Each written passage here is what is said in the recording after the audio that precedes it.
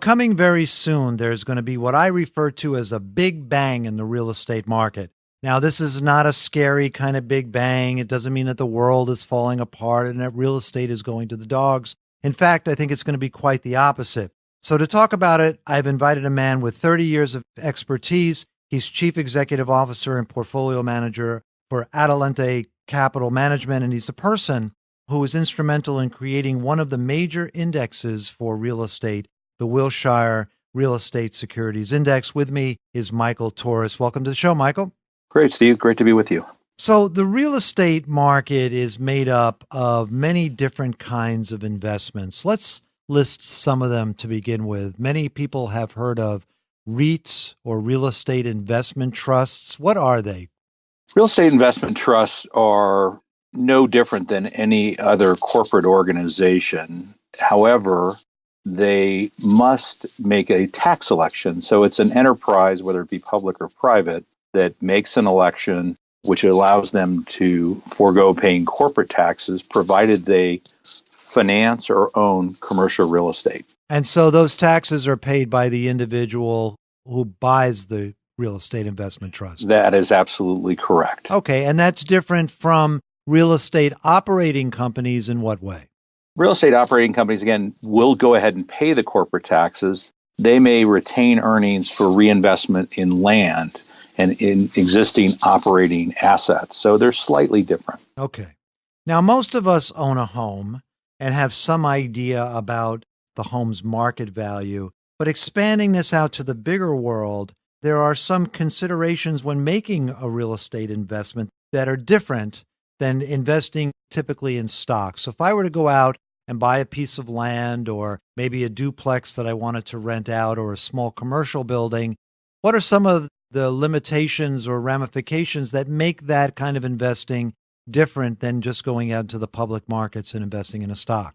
Sure. When you look at an individual asset, you're obviously taking asset-specific risk. So, the age and the quality of location, typical real estate type metrics. I think people always refer to location. Yeah. But age is obviously really important because in an environment where younger, new employees want the shiny, bright thing, you have to be able to track the demand in the marketplace.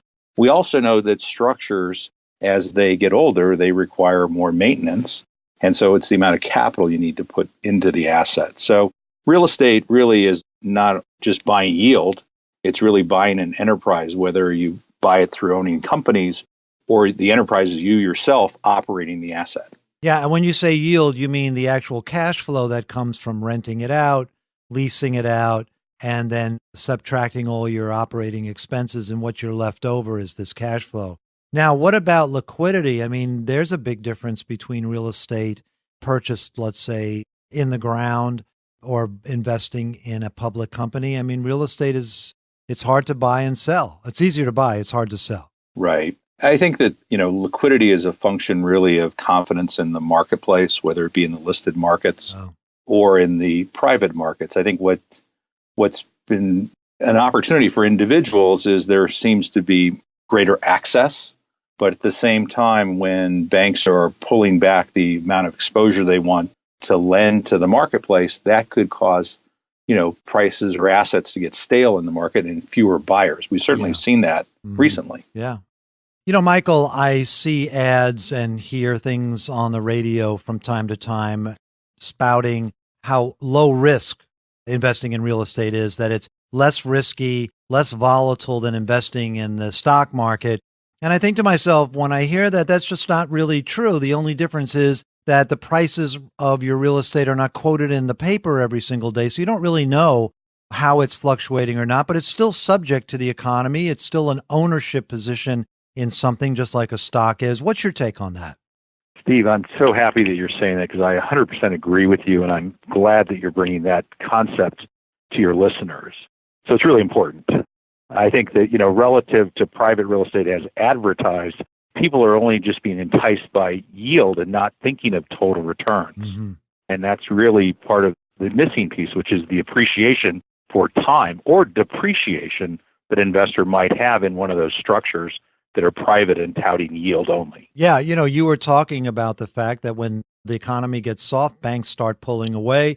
that makes the liquidity issue or the idea of being able to sell your real estate more difficult, or because buyers can't find the money to borrow to buy the real estate, that brings prices down. I mean, so anybody investing in real estate, even if you've owned your own home and you went through the 2005, 2006 crisis, you know that real estate can go up and down. You know, I mentioned at the beginning of this segment that there's a big bang. I guess that's my term. I haven't heard it anywhere else. A big bang happening on August 31st in the markets with regards to real estate. Tell us what's going to happen. Sure. Later this month, S&P and MSCI, which are index providers, S&P 500, are reclassifying the benchmarks to pull property, REITs specifically, out of the financial category. Financials today include property, banks, insurance companies, asset managers. But for the big bang effect, we are now as investors and the listeners are going to be able to see how various forms of commercial real estate behave in the listed markets. And so we'll have new information from the prices and total returns achieved over time. Yeah, so let me just kind of restate that. So prior, or the way it is currently as I'm recording this show, if you wanted to invest in real estate and you wanted to do that in an index form or to follow it, you really couldn't because it's been lumped together with banks and insurance companies. Now they're taking it apart and they're going to be listing these different real estate sectors in their own little categories. So one will be able to invest directly, Michael, right? That's correct, and we'll be able to see it. If you own the XLF today, which is the ETF of financials, now you're going to only have banks and you'll have property pulled out of that. Yeah, so that's a beautiful thing. And there'll be, money managers who will now have much cleaner benchmarks to be compared against, and one can invest in indexes and the like. And they can also, with ETFs, you can do other things too. You'll be able to short certain kinds of real estate and go long other kinds of real estate. Not that that's something that I necessarily recommend, but that will be available. Michael, before the show, we were talking about an idea which really intrigued me. And this was this idea that when you're investing in real estate, you are, in a sense, housing the economy. And I'd like you to explain that to us. Sure. I take the view that as an investor, we have really two asset classes. We either own the economy through equities or we lend to it through fixed income. And really, by having real estate in our portfolio, we're housing the economy. So whether it be retail commerce, whether it be services through office buildings, industrial. One of the really interesting things that's happening right now is the, quote, last mile for Amazon reaching tenants. So e-commerce and industrial buildings are getting a lot of interest today. So we're really housing the economy and property, and that's really what makes it exciting. We're moving away from the risk of profits to collect rent. Yeah, when I've spoken to you about it, we also talked about this idea, well, if you bought a rental property and you rented it out, you said you're basically what? You're housing your neighbors, you're housing other families, right?